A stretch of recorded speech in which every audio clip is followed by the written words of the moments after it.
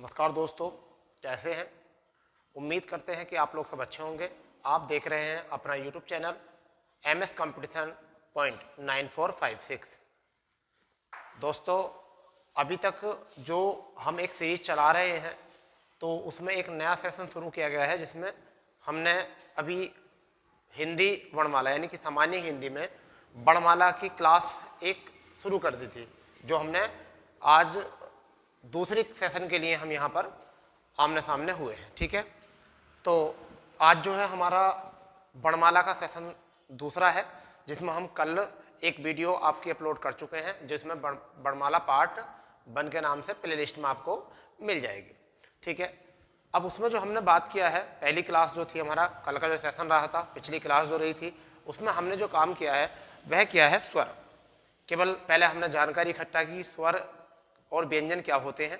ठीक है, फिर स्वर का उच्चारण स्थान क्या होता है, स्वरों का वर्गीकरण किस तरीके से किया जाता है, और स्वरों में यौगिक स्वर या मूल यौगिक स्वर और संयुक्त स्वर कौन कौन से होते हैं, फिर सजातीय स्वर कौन से होते हैं और विजातीय स्वर कौन से होते हैं। हमने इस टॉपिक पर अभी तक बात कर ली है, जिसमें हम स्वर वाला टॉपिक जो है पूरी तरीके से कंप्लीट कर चुके हैं।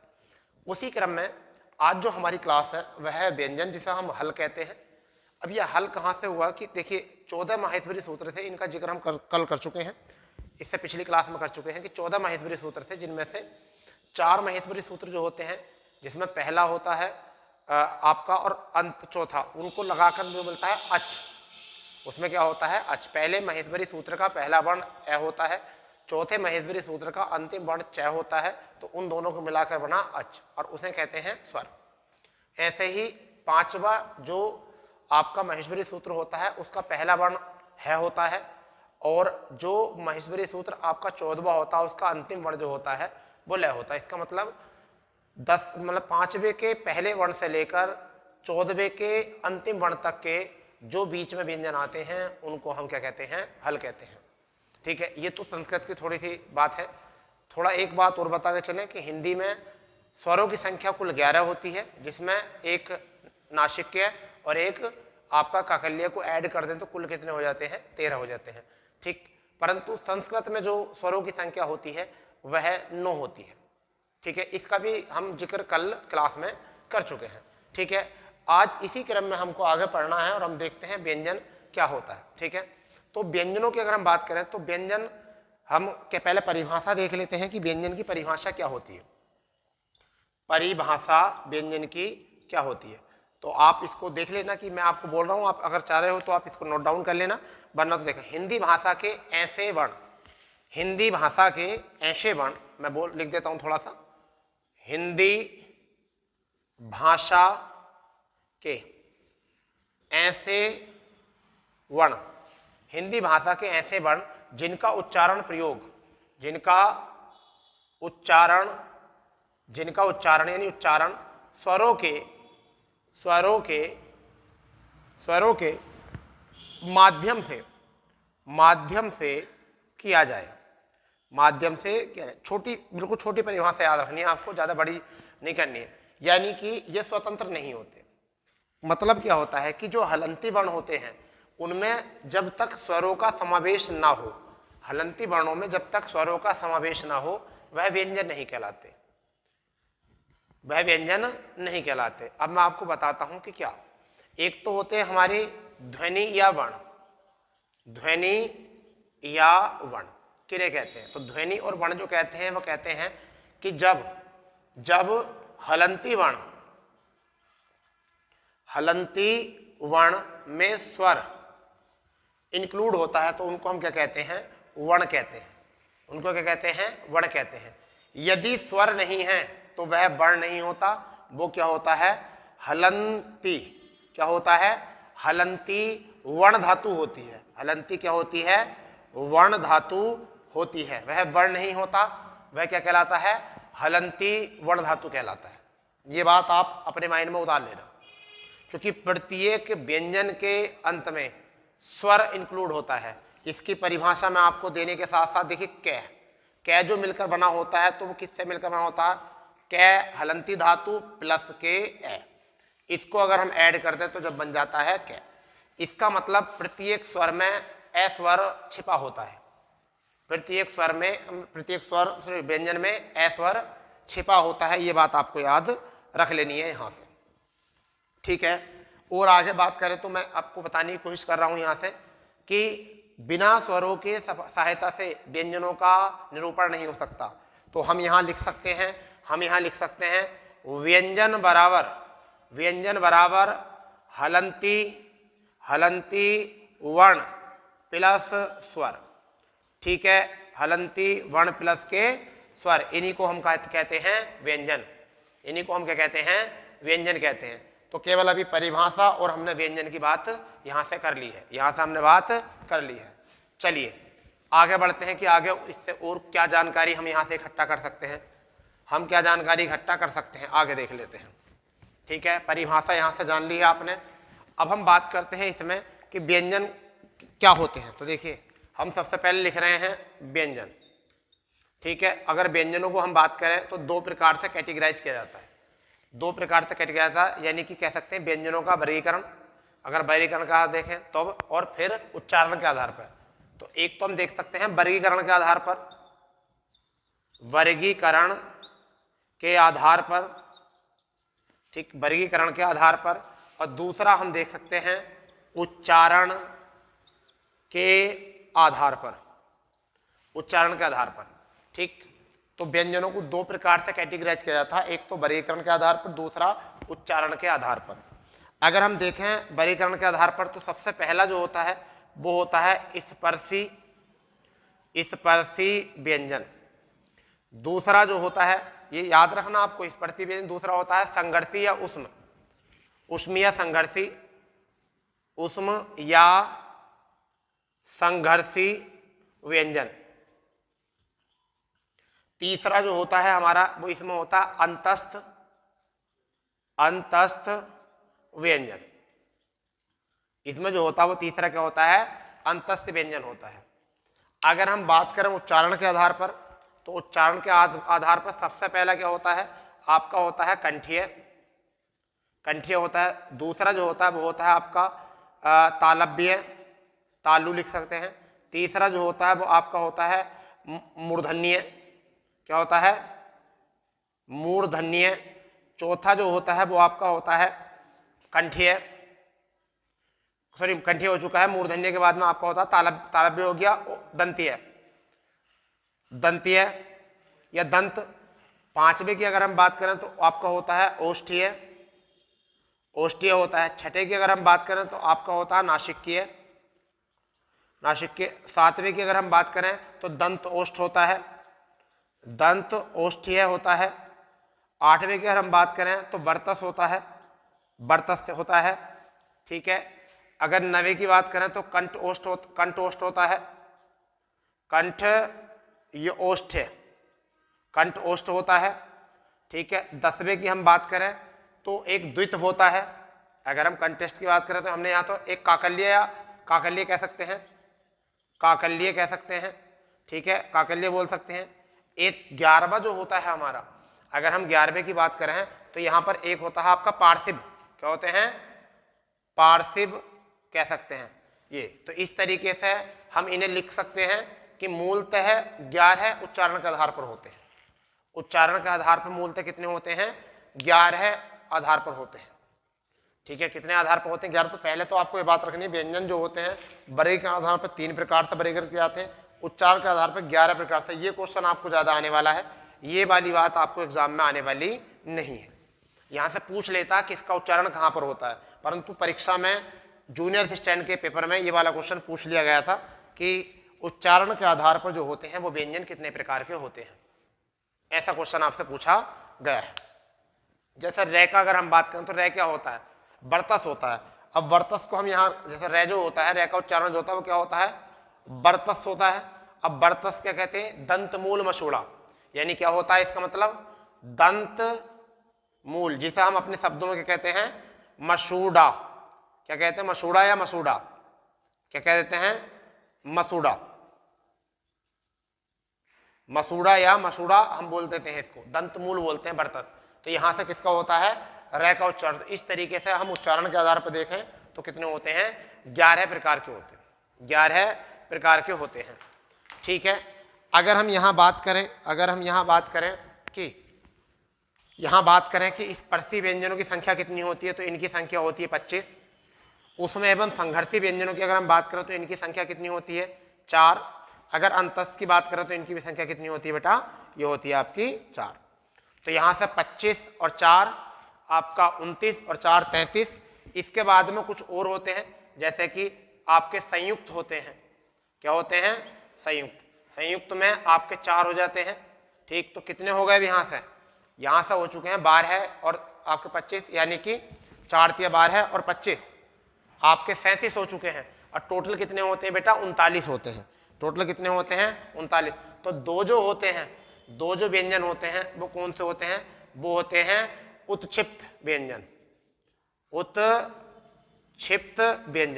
जिन्हें हम कहते हैं द्विगुण व्यंजन। क्या कहते हैं, द्विगुण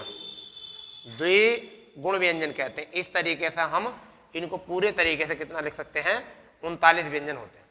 आज एक एक बात व्यंजन की आपके माइंड में उतर जाएगी, एक एक बात, बिल्कुल कोई भी बात ऐसी नहीं होगी जो आप इसको सही तरीके से समझ नहीं पाओगे। आपको ये पता चलेगा कि नाद क्या होता है, अनुनाद क्या होता है, आहद नाद क्या होता है, अनहद नाद क्या होता है, समझ गए, ये भी बात आप बताओगे, ये भी पता चल जाएगा। फिर आप द्वित्व क्या होता है, द्वित्व व्यंजन क्या होते हैं, द्विगुण व्यंजन कौन से होते हैं, किन में द्वित्व नहीं होता, किन में द्वित्व होता है, पार्श्विक व्यंजन किन्हें कहते हैं, संप्रद व्यंजन किन्हें कहते हैं। हम सब की बात करेंगे, एक एक करके बात करेंगे, बिल्कुल, क्योंकि परीक्षा में सभी से क्वेश्चन आए हुए हैं। चलिए आगे देखते हैं क्या है। सबसे पहले आप कैटेगराइज करके पढ़ेंगे, हम बिल्कुल एक एक करके कैटेगराइज करके पढ़ेंगे, पूरा बिल्कुल टॉपिक क्लियर करेंगे, आज पूरा टॉपिक क्लियर करेंगे। ठीक है, तो सबसे पहले जो हम करेंगे कैटेगरी वो करेंगे स्पर्शी व्यंजन से शुरू। क्या करेंगे, स्पर्शी व्यंजन। तो पहला जो हमारा टाइप है वो क्या है, स्पर्शी व्यंजन। स्पर्शी व्यंजन से बात करेंगे। अब स्पर्शी का मतलब क्या होता है, स्पर्श क्या करते हैं, स्पर्श। तो इसमें आप सुन लीजिए थोड़ा, जिन व्यंजनों का उच्चारण करते समय वायु मुख के किसी विशेष स्थान, वायु मुख के किसी विशेष स्थान, यानी विशेष स्थान का हो सकते हैं, कंठ हो सकता है, तालव्य हो सकता है, और आपका कंठ हो सकता है, तालव्य हो सकता है, और मूर्धन्य हो सकता है, दंत्य हो सकता है, ओष्ठ्य हो सकता है, से स्पर्श करके बाहर निकले, उन्हें हम क्या कहते हैं, स्पर्शी व्यंजन। यानी कि जिन व्यंजनों का उच्चारण करते समय वायु मुख द्वार के किसी विशेष, वो विशेष कौन कौन से हो सकते हैं, वो आपका कंठ हो सकता है, आपका तालु हो सकता है, आपका मूर्धा हो सकता है, आपका दंत हो सकता है, आपका ओष्ठ्य हो सकता है, ओष्ठ्य। से स्पर्श करके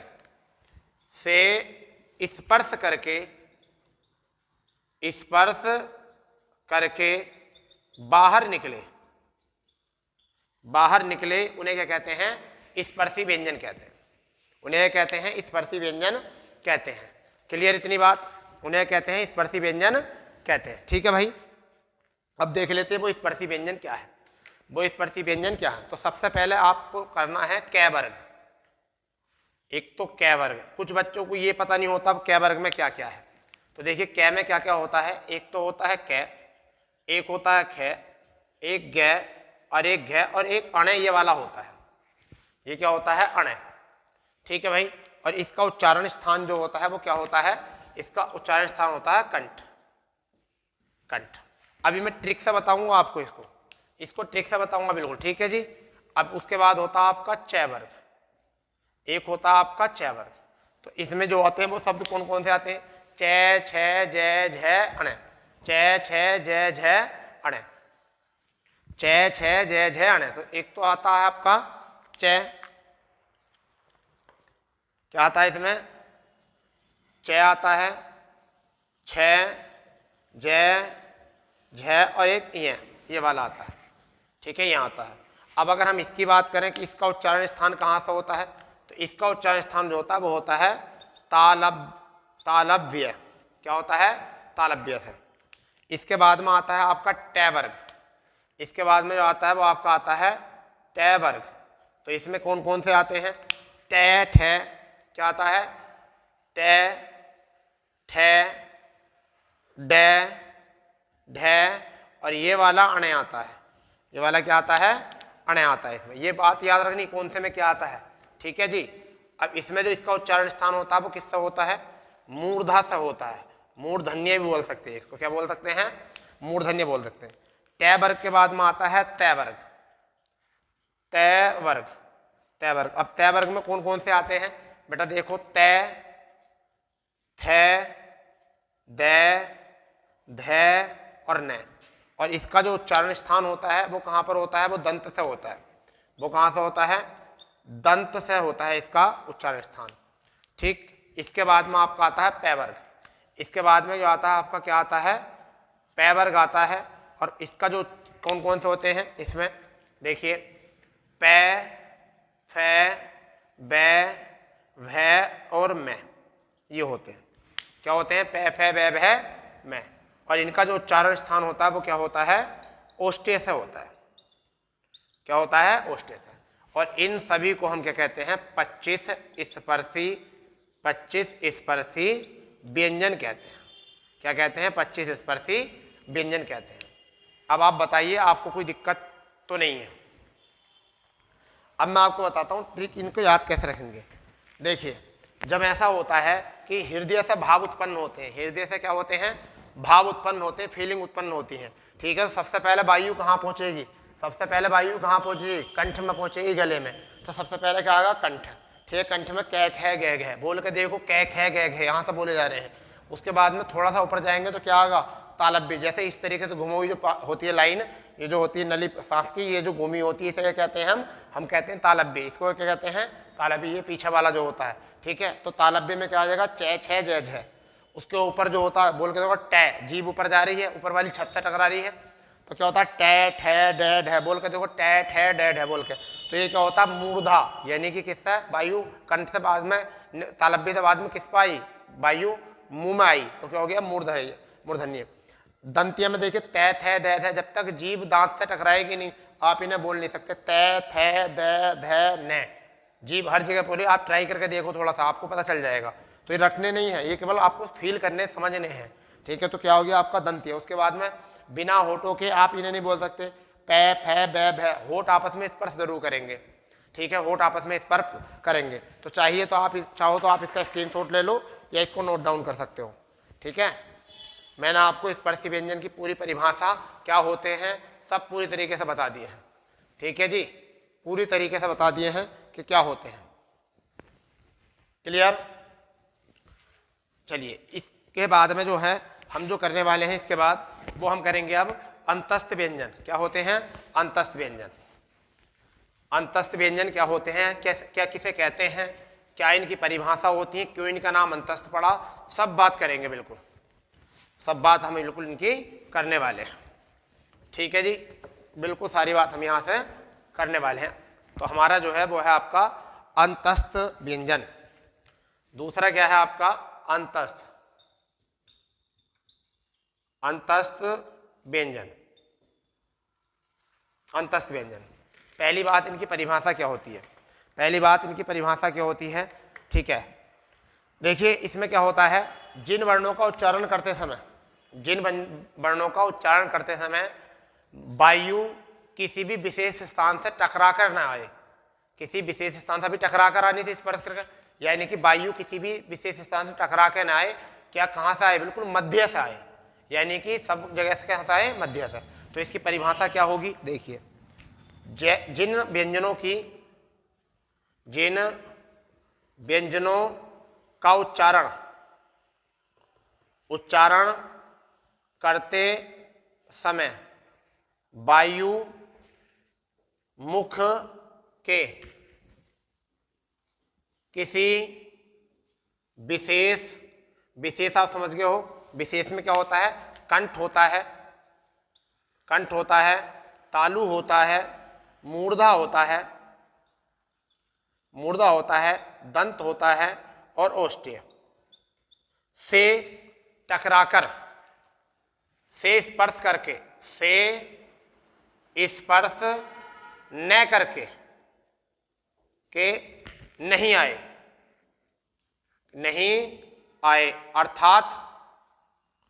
अर्थात वायु का प्रवाह मध्य से हो, मध्य से हो, ठीक है, तो अंतस्थ कहलाते हैं, अंतस्थ कहलाते हैं, कहलाते हैं, क्या कहलाते हैं?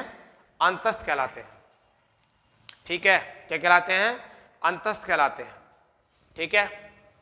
अब क्या होते हैं ये रे ले वे, क्या होते हैं भैया ये?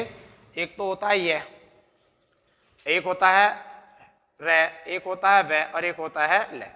ये रे ले वे, ये रे ले वे, ये रे ले और वे, ये होते हैं। आप इनको देखो, चार होते हैं ये रे ले वे, ठीक है। अब यह की अगर हम बात करें तो यह तालव्य से होता है, यह कहाँ से निकलता है?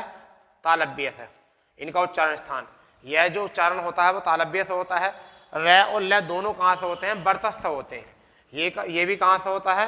वर्तस, और ये भी कहाँ से होता है? वर्तस, मतलब दंत मूल, दंत मूल, और ये भी कहाँ से? दंत मूल से उच्चारण होता है। वह जो होता है वो दंतोष्ठ से होता है। वह का जो उच्चारण होता है बेटा कहाँ से होता है? दंतोष्ठ से होता है। कहाँ से होता है? दंतोष्ठ, दंतोष्ठ से इसका उच्चारण होता है, ठीक है जी।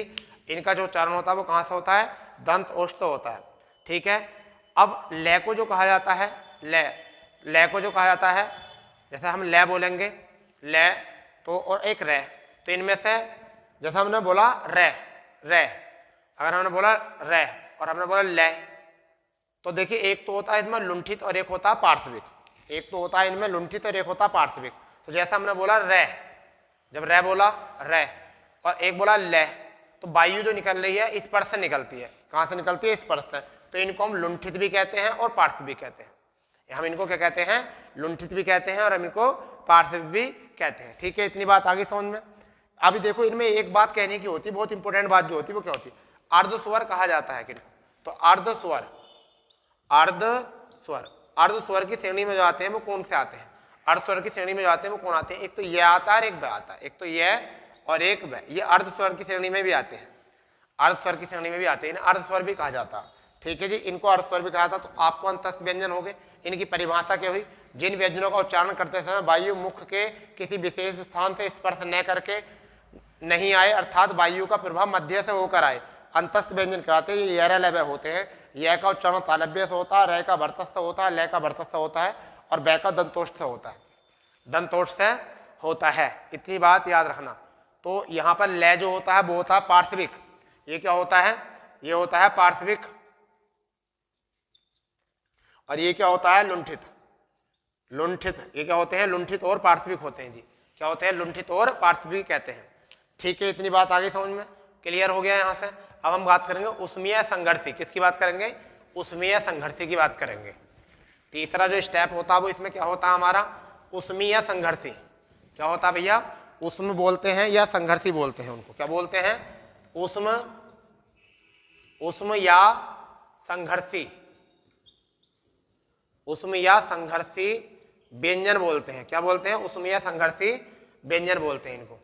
इनकी परिभाषा क्या होती है? इनकी परिभाषा क्या होती है? जिन व्यंजनों का उच्चारण करते समय, जिन व्यंजनों का उच्चारण करते समय वायु मुख द्वार के किसी भी विशेष स्थान से या समय करते समय रगड़ कर या घर्षण करके उसमें पैदा हो, यानी कि वायु मुख द्वार के किसी विशेष स्थान से, मतलब यहां लिख देता हूं, जिन व्यंजनों का उच्चारण करते समय वायु मुख द्वार के किसी विशेष स्थान से रगड़ कर या घर्षण करके उष्मा पैदा करती है, तो क्या कहलाते हैं? ऊष्म व्यंजन कहलाते हैं, उसमें व्यंजन कहलाते हैं, उसमें व्यंजन कहलाते हैं। इनकी संख्या जो होती है वो कितनी होती है? इनकी संख्या भी 4 होती है बेटा। इनकी भी संख्या कितनी होती है? इनकी बिल्कुल कैटेगराइज करके पढ़ना है, बिल्कुल टेंशन वाली बात नहीं है। कितनी होती है इनकी संख्या? 4। कौन कौन से होते हैं? स है, यानी एक ये वाला स, एक आपका पेट चिरा वाला स जो होता है षटकोण वाला, और एक छोटा स, और एक आपका है। ठीक है, कौन सा होता है होता है। तो स और है, ये होते हैं 4। इनकी संख्या जो होती है वो क्या होती है? 4। तो देखिए आपको बता देता हूं, एक तो ये जो होता है आपका, ये तो होता है तालव्य स क्या होता है? तालु होता है। अगर हम बात करें षटकोण वाले श की तो क्या होता है? मूर्धा होता है। क्या होता है भैया? मूर्धा होता है। ये वर्तस होता है। क्या होता है? वर्तस होता है। ये है जो होता है वो क्या होता है? काकल्य। ये क्या होता है? काकल्य। है जो होता है वो क्या होता है भैया? काकल्य। यानी कंठ से भी नीचे से जो बोला जाता है उसे हम क्या कहते हैं? काकल्य बोलते हैं। कंठ से भी नीचे जो बोला जाता है उसे क्या कहते हैं? काकल्य बोलते हैं। तो ये हो गई इनकी कैटेगरी। संख्या कितनी? 4। तो 4 और 4 8, और 8 और 25 33 जो हमारे स्वर होते हैं वो व्यंजन होते हैं। हमने उनकी अभी तक बात कर ली है। अब हम सीखते हैं कुछ यूनिक, कुछ स्पेसिफिक बातें, कुछ यूनिक और कुछ स्पेसिफिक बातें। इसके बाद में क्या है, अब हम संयुक्त व्यंजन वो पढ़ लेते हैं कि 33 और 4 कितने हो जाएंगे? 33 और 4 आपके हो जाएंगे, वो हो जाएंगे 39, सॉरी 33 तो ये हो गए आपके, 33 और 4 आपके हो जाएंगे 37, और 37 के बाद में 2 और पढ़ लेंगे। पहले 39 करते हैं पूरे, पहले 39 करते हैं। तो अब जो हम पढ़ने वाले हैं, हम जो पढ़ने वाले हैं वो कौन से पढ़ने वाले हैं? वो पढ़ने वाले हैं संयुक्त व्यंजन। क्या पढ़ने वाले हैं? हम जो पढ़ने वाले हैं वो क्या पढ़ने वाले हैं भैया? अब पढ़ने वाले हैं संयुक्त व्यंजन। कौन कौन से व्यंजन? संयुक्त व्यंजन। ये बहुत ज़्यादा इंपॉर्टेंट है, ये बहुत ज़्यादा इंपॉर्टेंट, कई बार क्वेश्चन आ जाता है यहाँ से। क्या है अब? संयुक्त व्यंजन। संयुक्त व्यंजन ये वाला क्वेश्चन बहुत आता है। निम्न में से कौन सा संयुक्त व्यंजन नहीं है, ऐसा क्वेश्चन पूछा जाता है। निम्न में से कौन सा संयुक्त व्यंजन नहीं है? तो ये क्या होता है? जब 2 या 2 से अधिक व्यंजनों के योग से, जब 2 या 2 से अधिक व्यंजनों के योग से एक नए व्यंजन का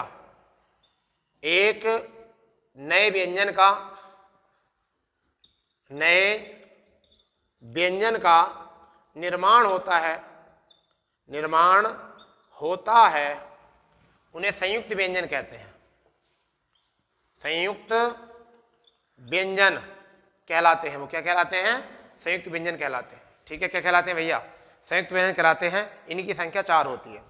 अब क्या होते हैं इनको देख लेते हैं, सब देखेंगे कि कैसा बनते हैं। ठीक है भैया, एक मिनट देख लेते हैं। क्या हम ये देखेंगे कैसा बनते हैं, ये इनका निर्माण कैसा होता है, फिर हम ये देखेंगे इनका उच्चारण स्थान कहाँ से होता है, ये सब देखेंगे, क्योंकि ज़्यादातर इनके उच्चारण स्थान को क्लियर नहीं कर पाता कोई भी। तो पहले हम लिख लेते हैं क्या क्या होते हैं। एक तो होता है क्षत्रिय वाला 6। क्या होता है? क्षत्रिय वाला, ये वाला 6। एक होता है त्रय, एक होता है श्रवण वाला स, एक होता श्रवण, एक होता ज्ञानी वाला ज्ञ। ये 4 होते हैं, ये होते हैं 4। अब हमें पता होना चाहिए कि इनके बारे में क्या है। समझिए, मैं कुछ फिर बाद में पैसे की बात भी करूंगा। यहाँ जो होता है, यहाँ पर जो बनता है, इसमें क्या बनता है देखिए। एक तो कै हलंती और प्लस षटकोण वाला से, इसके उच्चारण से बनता, इनके निर्माण से बनता है। इसमें तय हलंती होता है, तय हलंती होता है और रै पूरा बनता है। इसमें सह हलंती होता है और रै पूरा होता है, सह हलंती होता है और रै पूरा। ज्ञानी में जय अधूरा होता है, जय अधूरा होता है। क्या होता है? जय अधूरा होता है, और ये जो होता है वो पूरा होता है। इनके निर्माण से बनता है। तो ये तो बात आ गई यहाँ से, ये तो बात आ गई यहाँ से कि इनका निर्माण किस किस से होता है। कई बार यहाँ से क्वेश्चन मिलेगा। अब बात आती है भैया इनका उच्चारण। तो कंठ मूर्धा से होता है इनका, क्योंकि इसका निर्माण कंठ से होता है, ये होता है मूर्धा से। तो क्या हो गया? कंठ मूर्धा, कंठ मूर्धा से हो गया ये। तय जो होता है तय दंतीय, तय जो होता है वो दंतीय, और रै जो होता है वो वर्तस है। तो दंत वर्तस होता है। क्या होता है? सॉरी, तय दंत दंत बर्तस, इसका उच्चारण जो होता है वो कहाँ से होता है? दंत बर्तस से। से का देखो, से और रे का जो होता है वो कहाँ से होता है? ये पूरा बर्तस से होता है। कहाँ से होता है? ये बर्तस से होता है। कहाँ से होता है? बर्तस। अब बात करो जय, जय बोल के देखो कहाँ से आ रहा है? चे छे जय, जय जो हो रहा है, जय होता है तालव्य से। कहाँ से होता है?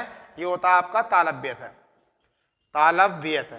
कई बार एग्जाम में ये क्वेश्चन ऐसे भी आ जाता है कि किसी और चीज से मिलकर बन सकता था, तो ग और य से भी बन जाता है। ये किससे बन जाता है? ग और य से भी इसका निर्माण होता है, परंतु इसको मान्यता देते नहीं, जबकि इसी का ये भी रूप हो जाता है।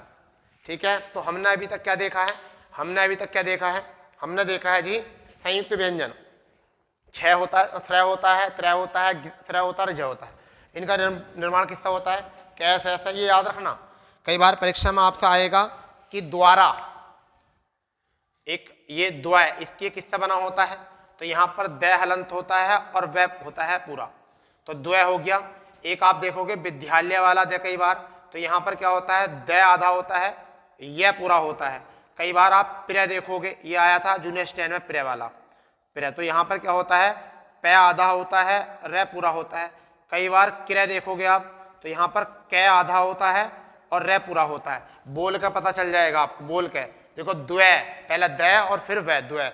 विद्य द्य, तो द पहले, यह पहले, फिर प्र में प पहले और र बाद में, और क्र और क पहले और र। तो इनका ये भी क्वेश्चन आ जाता कई बार परीक्षा में, ये पूछ लेता कि सही कौन सा, तो ये आपका बिल्कुल सही होता है, बिल्कुल 100% सही होता है। आपको परीक्षा में यहाँ से क्वेश्चन मिल जाएगा, यहाँ से आपको क्वेश्चन मिलना चाहिए और 100% मिलेगा। ठीक है जी, 100% मिलेगा।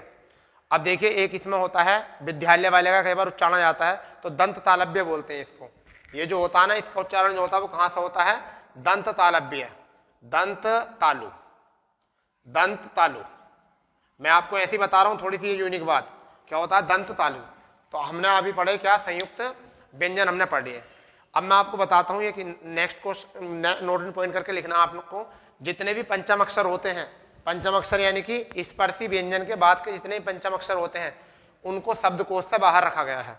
उनको शब्दकोश से बाहर इसलिए रखा गया है क्योंकि उनसे किसी भी शब्द का जो है प्रारंभ नहीं होता, उनसे किसी शब्द का भी क्या नहीं होता? प्रारंभ नहीं होता, इस वजह से उसे शब्दकोश से बाहर रखा गया है। क्लियर? इतनी बात आ गई आपको समझ में? चलिए, बहुत बढ़िया। इसके बाद में द्विगुण व्यंजन हमारे क्या आया? द्विगुण व्यंजन पढ़ेंगे। अब उन्हें द्विगुण व्यंजन क्यों कहते हैं ये बात कहेंगे। द्विगुण व्यंजन, द्विगुण व्यंजन, द्विगुण व्यंजन या उत्क्षिप्त व्यंजन, उत्क्षिप्त व्यंजन, ये वाली बात आपको यहां देखनी है कि ये क्या होते हैं। द्विगुण व्यंजन क्या होते हैं, उत्क्षिप्त व्यंजन किन्हें कहते हैं, ये हमें पता होना चाहिए। ठीक है जी, द्विगुण व्यंजन या उत्क्षिप्त व्यंजन क्यों होते हैं, क्यों कहते हैं इनको। ठीक है, तो देखिए उत्क्षिप्त व्यंजन में कहा जाता है इन व्यंजनों का उच्चारण जीभ पहले ऊपर उठती है, जब इनका व्यंजन करते हैं पहले जीभ ऊपर उठती है और फिर मूर्धा से स्पर्श करती है और तेजी से नीचे आती है, जैसे डै और डै। यानी क्या होता है, जीभ पहले ऊपर उठकर इनका उच्चारण करते समय, यानी कि जिन व्यंजनों का उच्चारण करते समय जीभ ऊपर उठ कर मूर्धा से स्पर्श करके तेजी से नीचे आए, तेजी से नीचे आए। तो देखिए दो गुण मिल गए, क्या मिल गए? दो गुण, एक तो मूर्धा से और फिर नीचे तेजी से टकरा के नीचे आ रहे हैं। ठीक है, अब ये होते कौन कौन से हैं? ये दो होते हैं, एक तो होता है आपका ये डर और दूसरा जो होता है वो होता है आपका ये पंचम अक्षर नहीं होता। पंचम अक्षर जो होता है कै वर्ग का वो ये होता है, कै वर्ग का जो पंचम अक्षर होता है वो ये होता है पंचम अक्षर, ये नहीं होता। ठीक है, तो ये तो हो गए दो इनके। ठीक है, इतना पता चल गया। अब हम बात करते हैं कहाँ से होते हैं। ये मूर्धा से होते हैं। कहाँ से होते हैं? इनका मूर्धा से स्पर्श हो जाए, मूर्धा टकरा रहे हैं तो ये भी कहाँ से उच्चारण होता है? मूर्धा से। ये कहाँ से होता है? मूर्धा से उच्चारण होता है इनका। अभी हम केवल उच्चारण की बात कर रहे हैं, हम ना अभी अघोष देख रहे हैं ना सहघोष देख रहे हैं, ना हम ये अभी अघोष देख रहे हैं ना ही अभी हम सहघोष देख रहे हैं, ठीक है। अभी ना अघोष ना सहघोष कुछ नहीं देख रहे हम इनमें, ठीक है। अभी हम बाद में पढ़ेंगे, पहले हम इनको कैटेगराइज कर लें। हम क्या कर लें कैटेगराइज। तो अभी तक ये हो चुके हैं 39, कितने हो चुके हैं, ये टोटल हो चुके हैं 39, हमने सब पढ़ लिए हैं।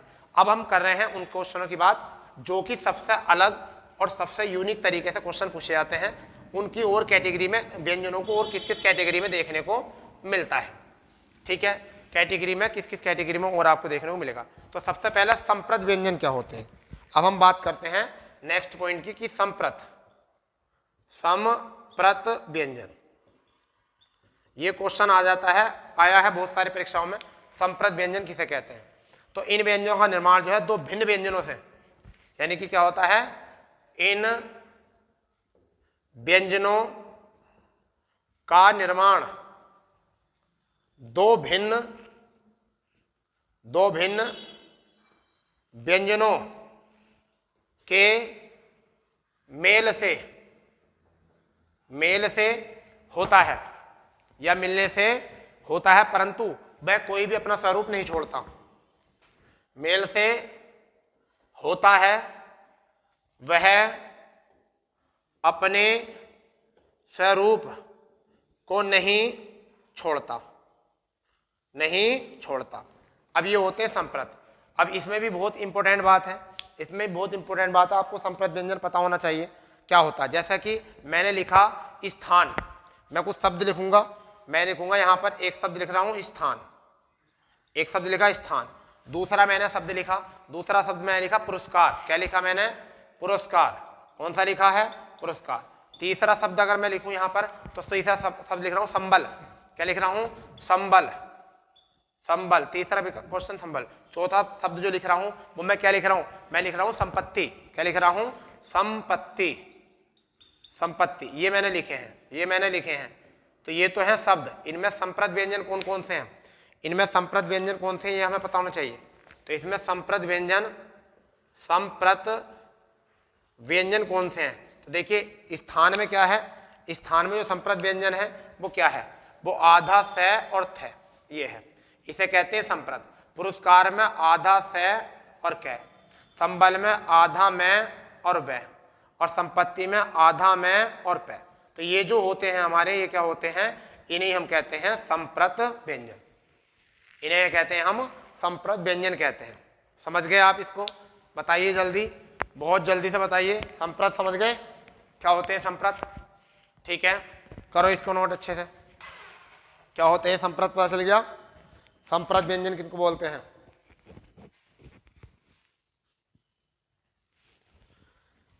ठीक है, संप्रत व्यंजन का पता चल चुका है आप लोगों को कि क्या होते हैं। अब हम बात करते हैं संप्रत के बाद में एक होते हैं द्वित व्यंजन।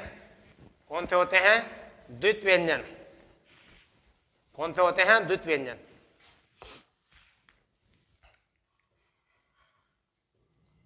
द्वित व्यंजन, ये द्वित व्यंजन होते हैं जी।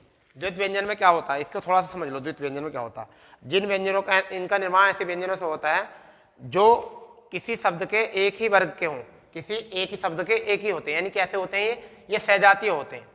यानी क्या होते हैं, मैं यहां लिख देता हूं सजातीय, सजातीय वर्णों से, सजातीय वर्णों से होते हैं। पहली बात ये होगी यहाँ की, कौन सा होते हैं ये विजातीय होते हैं। ये कौन से होते हैं, विजातीय वर्ण, और ये कौन से होते हैं, ये आपके होते हैं सजातीय। जैसे मैंने लिखा दिल्ली, मैंने एक शब्द लिखा आपको दिल्ली, तो यहाँ पर संप्रत द्वित व्यंजन जो है वो क्या है इसका, यहाँ पर इसका द्वित व्यंजन क्या है, ले और ले, क्या है इसका, ले और ले, ये जो है हमारा क्या है, ये द्वित व्यंजन, क्या है ये हमारा द्वित व्यंजन, ठीक है। अगर हमने लिखा दिल्ली या सच्चा लिखा, दूसरा शब्द क्या लिख रहे हैं हम, दूसरा शब्द लिख रहे हैं सच्चा, क्या लिख रहे हैं, सच्चा, क्या लिख रहे हैं, सच्चा। तो यहाँ पर च और च, ये क्या होगा हमारा, ये क्या होगा हमारा, ये द्वित व्यंजन होते हैं। नोट करने वाली बात क्या है, नोट करने वाली बात क्या है, नोट इन पॉइंट क्या करना है, नोट इन पॉइंट क्या करना वो समझ लीजिए। वो ये करना, किसी भी वर्ग के दूसरे और चौथे, किसी भी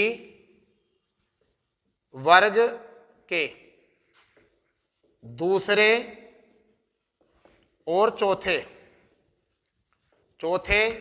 वर्ण का द्वित्व नहीं होता, द्वित्व नहीं होता, तो उसे क्या कहते हैं?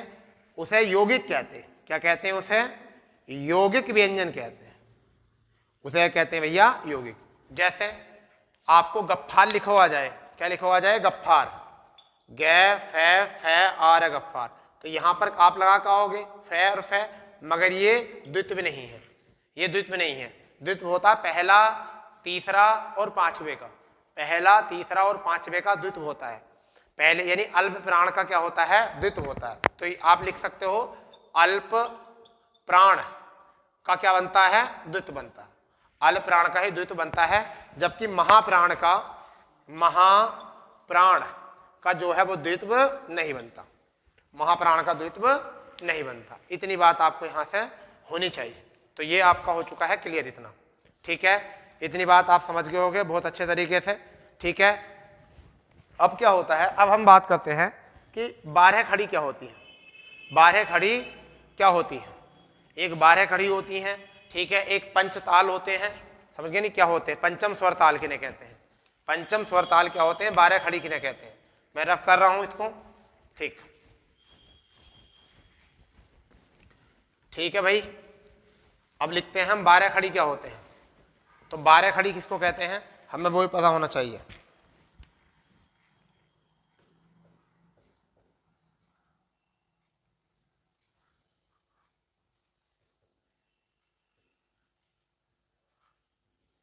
बारह खड़ी, 12 खड़ी यानी क्या होता है? 12 खड़ी होता है।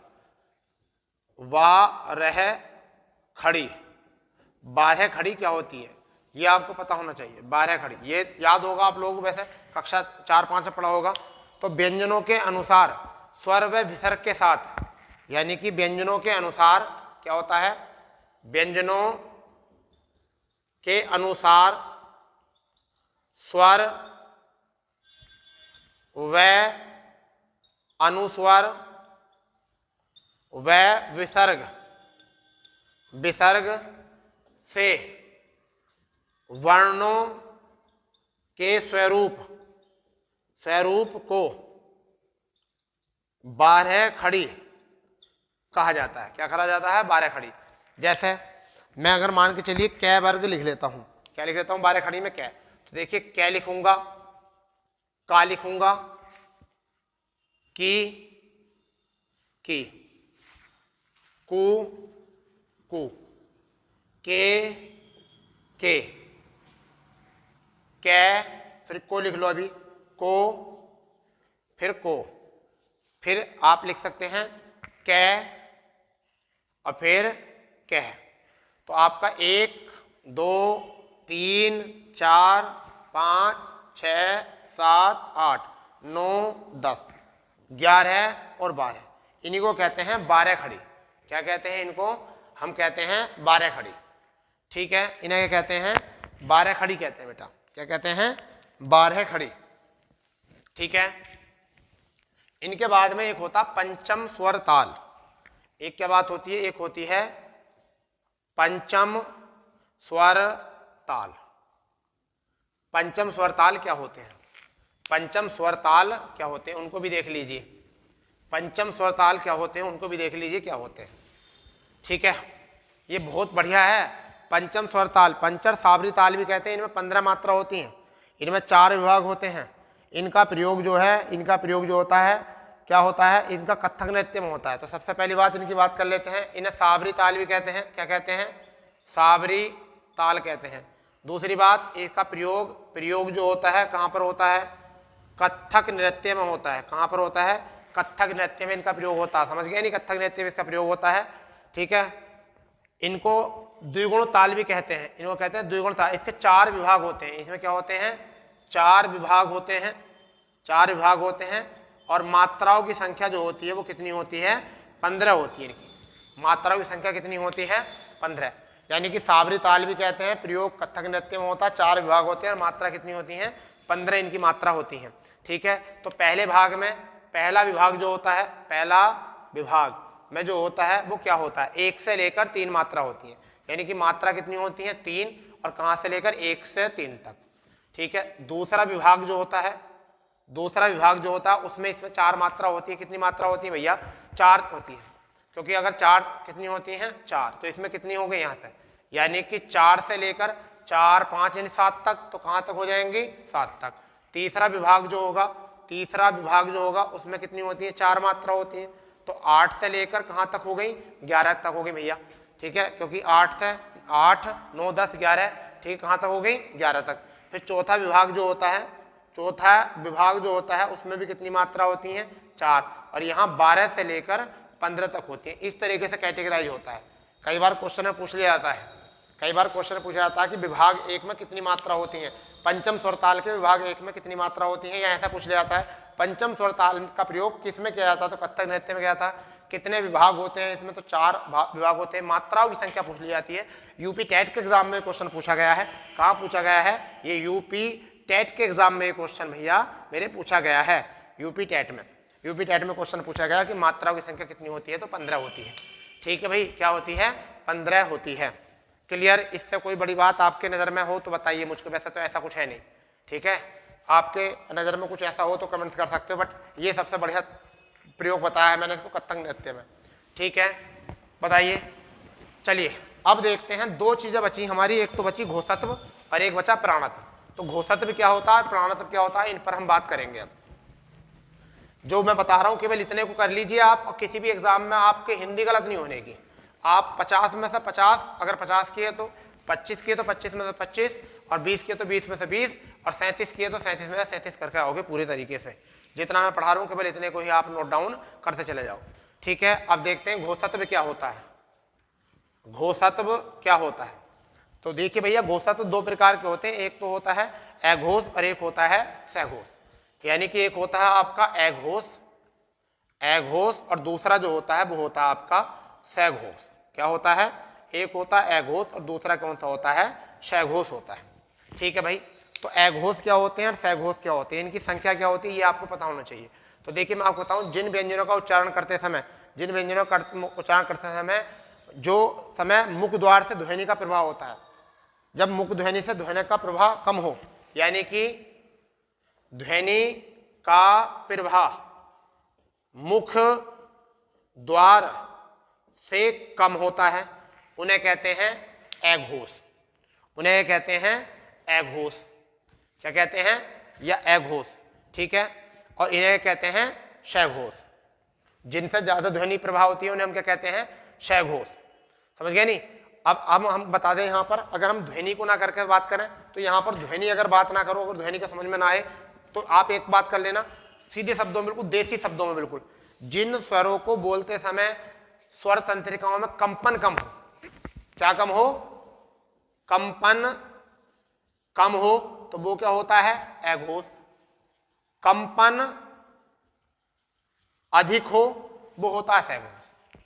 कंपन कम हो वो होता है अघोष, और कंपन अधिक हो वो होता है सघोष। ठीक है जी, क्या होता है, सघोष। ठीक है भाई, जल्दी बताइए। यानी कि अधिक कंपनों कहते हैं जहां पर नाद ध्वनि की, दूसरी बात हम कह सकते हैं नाद ध्वनि की उपस्थिति हो, उपस्थिति हो, नाद ध्वनि की, नाद ध्वनि की ध्वनि की उपस्थिति हो, उन्हें क्या कहते हैं, सघोष। जहां नाद ध्वनि न हो तो उन्हें क्या कहते हैं हम, अघोष। तो 2 बातें याद रखना, जहां पर कंपन कम हो अघोष, या नाद ध्वनि न हो, बताऊंगा नाद ध्वनि भी क्या होती है। ठीक है, जहां पर कंपन अधिक हो या ध्वनि, नाद ध्वनि उपस्थित हो, अधिक हो, तो हम उन्हें कहते हैं अघोष। अब इसका मतलब क्या है कि प्रत्येक वर्ग का ये कैसी पहचान होती है, प्रत्येक वर्ग का पहला और दूसरा वर्ण, पहला और दूसरा वर्ण क्या होता है हमारा, होता है क्या होता है, पहला और दूसरा वर्ण होता है हमारा अघोष। और सघोष जो होता है प्रत्येक वर्ग का तीसरा, चौथा और पांचवा वर्ण। जैसे कि कै में कै और ख होगा, यहां पर ग, घ और अण होगा। समझ गए मेरी बात? समझ गए मेरी बात या नहीं समझे? बताइए जल्दी, समझे नहीं समझे? जल्दी बताइए, ये जल्दी बताइए क्या होते हैं, जल्दी समझो इस बात को। तो देखिए कई बार क्वेश्चन आ जाता है, कई बार क्वेश्चन आ जाता है कि अघोषों की संख्या कितनी होती है, तो 13 होती है। अघोषों की संख्या जो होती है वो कितनी होती है? 13 होती है। इनकी संख्या कितनी होती है? 13। ठीक है, इनकी संख्या जो होती है वो कितनी होती है? 31। तो आप सोच रहे होगे कि सर 13 और 31 ये तो बैठ गए 44। 13 31 कितने बैठ गए? 44। तो मूलतः तो 44 ही होते हैं ना, मूलतः 44 ही होते हैं भाई। क्यों 44 क्यों होते हैं भाई? देखिए 33 तो होते हैं आपके, 33 जो होते हैं, 33 जो होते हैं आपके वर्ण होते हैं मूल, और 11 होते हैं व्यंजन। तो कितने हो गए? 44 ही हो गए। यहाँ पे भी 13 ये होते हैं और 31 ही होते हैं। समझ गए नहीं? बताइए जल्दी, कोई दिक्कत नहीं है ना? बताओ जल्दी। इस तरीके से हम इनको कर सकते हैं। अब बात करते हैं कि नाद क्या होता है। नाद क्या होता है? अगर आपसे क्वेश्चन पूछा है कि समस्त स्वर, इसके अंतर्गत जो आते हैं समस्त स्वर आते हैं, समस्त स्वर, समस्त स्वर जो आते हैं वो किस में आते हैं? अघोष में आते हैं। समस्त स्वर जो आते हैं अघोष में आते हैं। उसमें भी जो उसमें का है जो होता है, उसमें का है, उसमें व्यंजन में क्या होता है जो होता है वो भी इसमें आता है जो आता है इसमें समस्त स्वर इसमें आते हैं। ठीक है, द्विगुण व्यंजन भी इसमें आते हैं, एक तो ये और एक आपका ये, द्विगुण व्यंजन भी इसमें आते हैं। ठीक है, तो 5 तिया 15, 5 वर्ग होते हैं, 3 3 तो 15, तो ये हो गए 15 हो गए, 2 ये हो गए। ठीक है, 1 ये हो गया। ठीक है, और आपके कितने हो गए यहाँ से? 17, 17 में यानी कि आपका देखो 17 15 2 17 1 18, 18 और 13 के 13 जो हो गए आपके, 18 और 13 कितने हो गए? 31। 18 13 यहाँ से कितने हो गए? 31। अनुस्वर भी इसमें काउंट कर ले जाते हैं। ठीक है भाई, इतनी बात आगे समझ में। अब मैं बात करता हूँ आपकी नाद। नाद ये वो बहुत मोस्ट है, नाद टॉपिक जो है वो आपका बहुत मोस्ट होता है कि नाद किसे कहते हैं, नाद जो कहते हैं वो किसे कहते हैं, ये समझिए आप नाद क्या होता है। तो नाद 2 प्रकार का होता है। नाद जो होता है जिसे हम नाद ध्वनि कहते हैं, तो नाद ध्वनि, नाद ध्वनि जो होती है वो कितने प्रकार की होती है? 2 प्रकार की होती है। एक तो होती है आपकी आहद नाद, एक कौन सी होती है? आहद नाद। ये बात जो है ना मैं बता रहा हूं आपको, कोई बताएगा नहीं। एक होती है अनहद नाद, एक होती है आपकी अनहद नाद। ठीक है, एक होती है आहद नाद, एक होती है अनहद नाद। ठीक है जी, तो देखिए सॉरी, इसका आहद नाद का क्या होता है? आहद नाद ऐसी ध्वनि कहते हैं जिसको कानों के द्वारा सुना जा सके। जैसे मैं बोल रहा हूं, अब मेरी ध्वनि को आप सुन सकते हो, तो जिस ध्वनि को कान द्वारा सुना जा सकता है, सुना जा सकता है, उसे कहते हैं आहद नाद, उसे कहते हैं आहद नाद कहते हैं। जिस ध्वनि को महसूस किया जाता है, उसे क्या कहते हैं? अनहद नाद। जैसे मोबाइल फोन की रिंगटोन, जो होती है वो ध्वनि होती है, कान से सुनकर पता चलता है कि फोन आ रहा है, तो वो कौन सी होगी हमारी? वो होगी हमारी आहद नाद। ठीक है, वो कौन सी होगी? हमारी आहद नाद। जबकि मोबाइल फोन की जो वाइब्रेशन होती है, कंपन जो होता है, वो कौन सी होती है? अनहद नाद। तो इसमें क्या आता है? कंपन जब तक वो हमारी बॉडी से स्पर्श नहीं होगा वो हमें महसूस नहीं होगा। ठीक है जी, उसे हम महसूस नहीं कर सकते, बाद में पता चलता है बॉडी से अच्छा महसूस हो रही है, इसका मतलब फोन आ रहा है किसी का। तो ये होती है हमारी अनहद और आहद नाद। इतनी बात आप समझिए, जल्दी यहां से। ठीक है, समझ गए? अनहद नाद या आहद नाद क्या होता है? ठीक है, कोई दिक्कत? ठीक है, कोई दिक्कत बताओ। देखिए नाद ध्वनि जो कहते हैं वो प्राणत्व कहते हैं, और एक होती है हंकार ध्वनि। तो हंकार ध्वनि जो होती है वो किस में होती है? वो प्राणत्व में होती है। हंकार ध्वनि जो होती है प्राणत्व में, इसको भी आप समझ लीजिए। यानी कि नाद ध्वनि जो होती है, नाद ध्वनि जो होती है वो किसे कहते हैं? नाद ध्वनि में होती है घोषत्व में। ठीक है, नाद ध्वनि। और एक हंकार जो होती है वो किस में होती है? वो होती है प्राणत्व में होती है। कहाँ पर होती है? प्राणत्व में। तो प्राणत्व में हंकार की आवश्यकता होती है और घोषत्व में नाद ध्वनि की जरूरत होती है। ये आपको पता होना चाहिए। चलिए, तो अब आपको इशारा पता चल गया होगा कि मैं किधर लेके जा रहा हूँ आपको। मैं आपको लेके जा रहा हूँ प्राणत्व की तरफ। किधर लेके जा रहा हूँ? प्राणत्व की तरफ आपको मैं लेके जा रहा हूँ सीधे सीधे, कि प्राणत्व क्या होते हैं। ठीक है, मैं प्राणत्व की तरफ लेके जा रहा हूँ आपको कि प्राणत्व क्या होते हैं। प्राणत्व दो प्रकार के होते हैं। प्राणत्व जो होते हैं वो कितने प्रकार के होते हैं? प्राणत्व दो प्रकार के होते हैं। एक तो होते हैं, ऐसे समझ लीजिए, एक होते हैं अल्प प्राण, दूसरे होते हैं महाप्राण।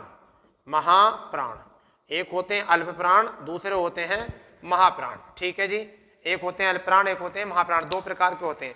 यानी कि जिन, इसका क्या मतलब होता है अल्प प्राण का? जिन वर्णों के उच्चारण करते समय मुख से वायु का प्रवाह कम निकले, यानी कि मुख से, पहली बात, मुख से वायु प्रवाह कम हो, तो यहां पर क्या होगा? मुख से वायु प्रवाह अधिक हो। समझ गए? अब कंपेयर करके पढ़ेंगे। ठीक है भाई, जहां पर हंकार ध्वनि ना के बराबर हो, जहां पर हंकार ध्वनि ना के बराबर हो, यहां पर हंकार ध्वनि अधिक हो, ना की बराबर हंकार ध्वनि और वहां पर ना की ध्वनि क्या हो? अधिक हो, तो उन्हें हम क्या कहते हैं? भैया, क्या कहते हैं? उन्हें कहते हैं महाप्राण, वहां कहते हैं अल्पप्राण। हंकार का मतलब होता है बेस, अंग्रेजी में कहते हैं ना बेबी को बेस पसंद है। ठीक है, तो बेस जो होता है ना, बेस, उसे कहते हैं हंकार। समझ गए नहीं? क्या कहते हैं? बेस को कहते हैं हंकार। ठीक है, जैसा आप बोलोगे खामोश, तो ख जो होगा उसमें बेस ज्यादा होगा, और कै में जो होगा बेस होगा नहीं, तो कै में बेस कम होगा और ख में बेस ज्यादा होगा, तो उसे कहते हैं हंकार। तो यहाँ पर जो होते हैं प्रत्येक वर्ग के कौन से होते हैं? यहाँ पर जो होते हैं प्रत्येक वर्ग का पहला, तीसरा और पांचवा वर्ण, ये तो होते हैं यहाँ पर। यहाँ पर जो होता है वो क्या होता है? दूसरा और चौथा वर्ण। प्रत्येक वर्ग का कौन सा होता है? दूसरा और चौथा वर्ण। तो देखिए, अगर आप लिखोगे खामोश, तो देखिए ख में हंकार है, अगर लिखोगे कबूतर, तो कै में क्या है? कुछ भी ना, हंकार है भी नहीं, भारी आवाज का प्रयोग हो भी ना, तो इसी है को हंकार न होना और यहां पर हंकार का ख में अधिक होना। ठीक है, तो क्या हो गया आपका? इसी कहते हैं वेश अधिक है। तो जो भारी बोलता है उनके शब्दों में वेश ज्यादा होता है। ठीक है, भारी बोलता वेश। तो अब देखो इसमें क्या क्या हो सकता है। देखिए, सबसे पहले हम स्पर्शी व्यंजनों की बात करें तो 15 स्पर्शी व्यंजन होते हैं, क्योंकि 5 वर्ग होते हैं, 3 से गुणा करो, 15 तो हो गए स्पर्शी, पहला स्टेप। स्पर्शी कितने हो गए? 15। ठीक है, अंतस्थ 4 होते हैं और हिरस्व स्वर भी जो होते हैं वो इसमें ही आते हैं, हिरस्व स्वर भी 4 होते हैं। तो इसमें अंतस्थ यानी कि ये, रे, ले, व 4 हो गए, और फिर स्पर्शी भी आपके हिरस्व स्वर, इनकी भी संख्या 4। यहां से 15 4 4 कितना हो चुका है? यानी कि आपके 23 हो गए। ये कितने हो गए? 23 हो गए भैया। यहां पर क्या हो गए? 23। अब यहां पर 5 दूनी 10, यानी कि 5 गुणा 2, तो 10 तो हो गए स्पर्शी, क्योंकि 5 वर्गों के प्रत्येक, यानी ख और घ। ठीक है, ट और आपका ढ हो जाएगा। फिर यहाँ पर उसमें व्यंजन से, तो इसमें 4 हो गए उसमें, तो 14 हो चुके हैं। यहाँ से 4 हो गए उसमें, और स्वर हो गए आपके, कितने हो गए? स्वर, यानी कि 9 बैठे टोटल आपके स्वर, 9 आपके बैठे स्वर, जो बचे इनके बाद में। तो स्वर कितने बैठे? 9 स्वर बैठे। तो यहाँ से कितने हो गए? 23। 9 जो हो गए आपके, देखिए 10 और आपके 10 ये मान लीजिए 20 और 3 23, और 23 यहाँ पर हो गए 46, और रह कितने रहे अभी? 6। तो यहाँ पर कौन से रह गए? संयुक्त व्यंजन इसमें ही 4 होते हैं, संयुक्त व्यंजन 4 इसमें होते हैं। 2 ही इसमें द्विगुण भी 2 इसमें ही होते हैं, क्योंकि इसमें तो अब टोटल यहाँ से कितने हो चुके हैं? 10 और 4 14 और 4 18 और 20, और ये आपका 20, यानी कि आपके 20 हो चुके हैं, और 9 29, कितने हो गए हैं? 29, और 29 ये और 33 ये अगर ऐड करोगे तो आपके 52 वर्ण हो जाएंगे। कितने हो जाएंगे? 52 वर्ण हो जाएंगे। तो इस तरीके से ये था हमारा व्यंजन। ठीक है, तो दोस्तों अगर आपको सेशन अच्छा लगा है तो अपने दोस्तों में ज़्यादा से ज़्यादा शेयर करें, और कोशिश की गई है कि आपको सभी एग्जामों में आपके कोई भी क्वेश्चन छूटे ना जाए, क्योंकि ज़्यादा लंबी कहानी हमने इसमें बताई नहीं है। ठीक है, कोशिश ये करी गई कि जिससे कि आपको एकदम एग्जाम में क्लियर पता चल जाए। ठीक है, ज़्यादा पढ़ना है तो किताबों में बहुत मेहनत करनी पड़ेगी आपको। ठीक है, आपको रिवीजन मात्र तो है, आपको बहुत अच्छा लगेगा, नोट्स बना लीजिए इनके ही। ठीक है, बहुत अच्छे से तैयारी करिए और यहाँ से आप एकदम क्रैक कर दोगे यूपी पुलिस वगैरह जो भी आपके एग्जाम दे रहे हो उसमें सब में आपकी हिंदी बढ़िया हो जाएगी। ठीक है, तो कल मिलते हैं नए सेशन के साथ। जय हिंद, जय भारत।